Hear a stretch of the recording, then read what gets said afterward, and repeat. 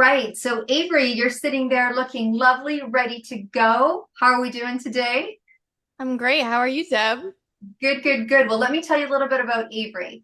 So, Avery is an international author of the book called Intention into Action. She is an international speaker of the follow through. She is a podcast host of the highly acclaimed show, The Follow Through. She's really big about you following through. It's one thing to be inspired. It's another thing for that to turn into action. And she's going to share about that. She's actually, the topic that she's going to be sharing is the space between the intention and the results. Her favorite childhood book series was Goosebumps. Bet you didn't know that about her. The music that she's gigging to right now is the song is There's a Light That Never Goes Out. And one of my favorite bands of all times is The Smiths. As soon as she said The Smiths, I was like, I knew I really liked you. All right. There's a gifts galore. So go in that swag. For everybody, there is a step-by-step framework on how to achieve the results of your intention. Because it's one thing when you go and pull back and you make intention, and then you're like, how do I actualize that? The gift for one person is a 2-week follow-up program. It's a follow-through program, sorry, that is one-to-one with Avery, and that is valued at $500. So I'm going to ask you, why do you think that so many people struggle with follow-through? Yeah, so I mean, if you couldn't tell by all of the things that I'm doing, I'm huge on follow through. I think so many people, they know what they want. They have like intentions, and the hard part is really everything that comes after the decision of deciding that you want to follow through with an intention. And that really comes with discomfort, uncertainty. You have fear of judgment, fear of rejection, perfectionism. I mean, there's so many obstacles and resistance that we run into. And so follow through really does sound simple a lot of the times until you realize that it requires you to do things that you don't feel ready for, or that you don't feel confident for, or that you don't have guaranteed success in. And so I really just want people to understand that, I mean, it really comes down to two things. It's that first step, and then being able to continue after that first step feels too hard, and the next step after that when that motivation is gone. Oh, so I mean, we've talked about this a little bit pre-show. What's the biggest, mistake or mishap or wrong direction that people make when they're going after something? Yeah, so I think the biggest mistake people make is thinking that the outcome is more than the process. Even when I was doing like my own podcast, you're thinking, oh, like I have to be consistent. I'm thinking of this finalized podcast. When I was writing my book, I'm thinking about holding the book in my hand. People become obsessed with the end result, the business, the relationship, the money, the career. But they don't actually build a system for becoming the kind of person who consistently does the work to that's required to actually get to that outcome.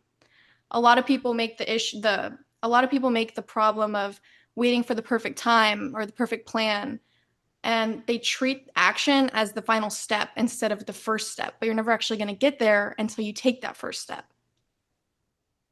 I really like that because we do, right? We are thinking about the process. We're not thinking about the process. We're thinking about what the process that's going to bring us.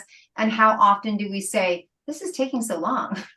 Like, I didn't know it would take like this. Or, never mind the whole general entrepreneurship, no one knew. But there's also that when you're making a goal that may not even be your grandest goal, you're like, wow, we forget about the personal development to the achievement of the business development, right? Or the business success. I really love that.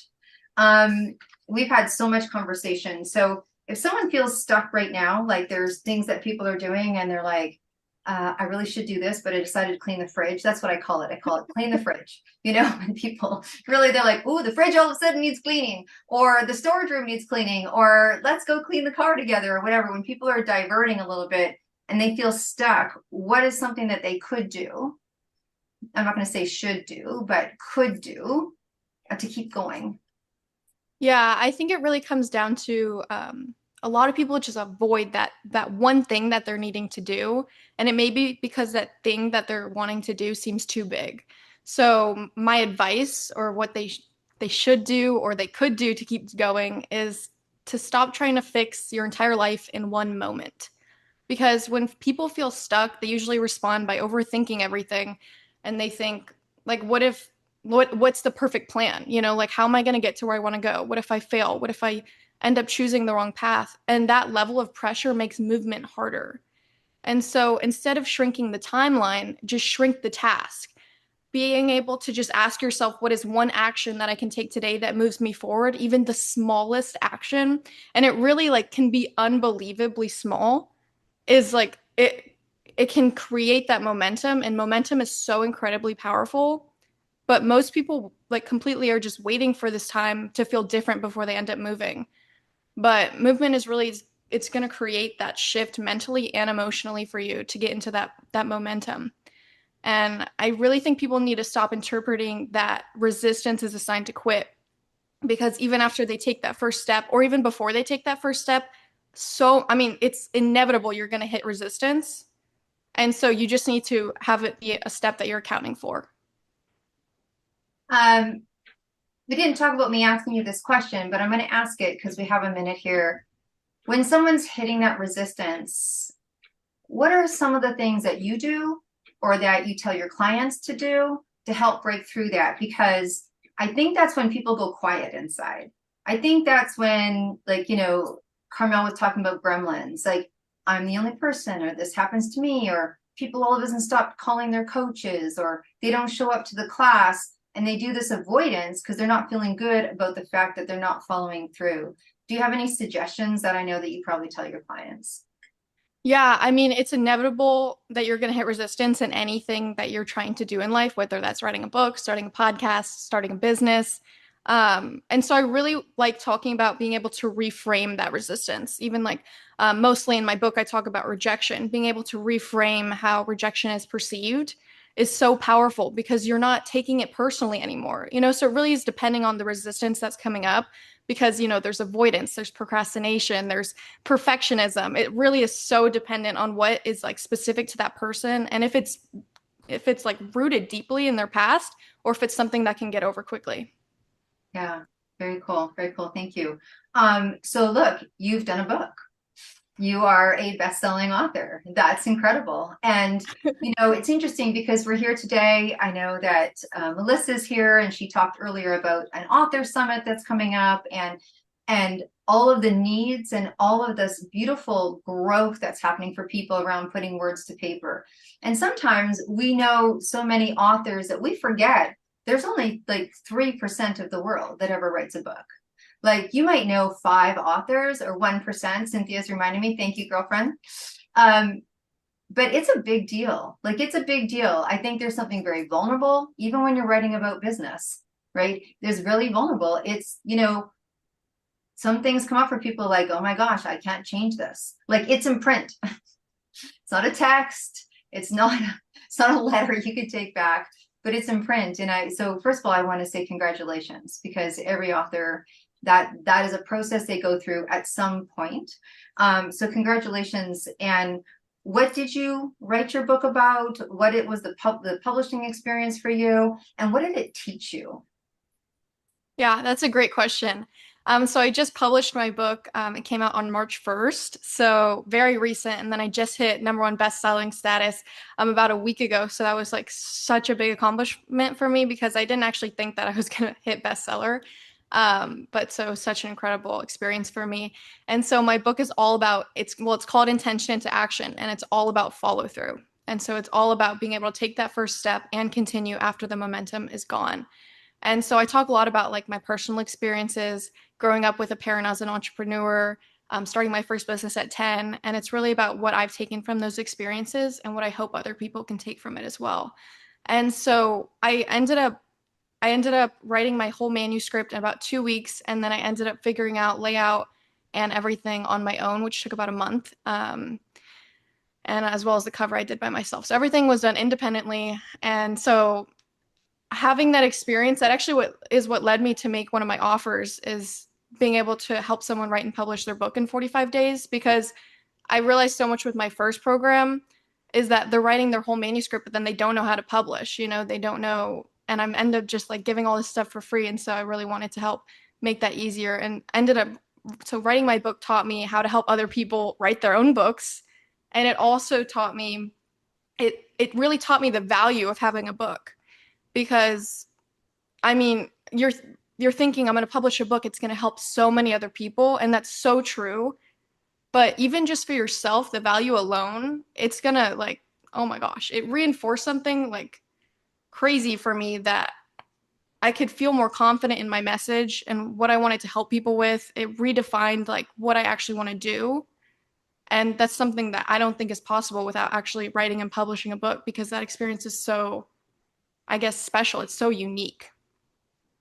I love how you say it's special because it really is. And I love how you describe it because until you've done something like that, it's hard to explain it. And there is something really beautiful. Many of us experienced it once, maybe twice, maybe more, of when the box comes. Like, you know how they're like all over social, like, Oceans and Streetwear, and you guys know each other, and people do this unboxing. When you do your own unboxing of your own work, whether it's poetry, whether it's a product, whether it's a book, whether it's whatever, it's a pretty special moment. I don't think there's very many people that I know that have written in a book in the last, meaning we've been doing this for a while, that thought that they would. I think that's part of it. They're like, I never thought I'd be an author because so many times authors were outside of ourselves, just like we talked about it earlier with celebrities were outside or being on TV or all these things seem to be outside of ourselves. And I think that one of the beautiful things I think about entrepreneurship, I just say that entrepreneurship is a business with a personal development, program. Like the program runs at the same time as you build your business. And I think that self-pride is something that some of us have to really learn to experience and feel for the very first time. There's many authors that I talked about when the first book gets delivered to their home and they open it, right? It's the anticipation. We've all probably had that around a holiday or a birthday where it's a really special moment. So thank you for highlighting that for us because many of us, I think, don't stop and give ourselves the credit. They're like, oh, lots of people have written books. I'm like, really? Who? Out of the 50 people you know, who? Right? So congratulations on that. As we kind of wrap up here a little bit, Avery, is there anything else that you want to share with our viewers, our watchers, our listeners about anything to do with following through, anything to do about achieving your goals, anything to do, like you said, the space between intention and results? Yeah, I want to leave people with that follow through really comes down to the two things that I was speaking about.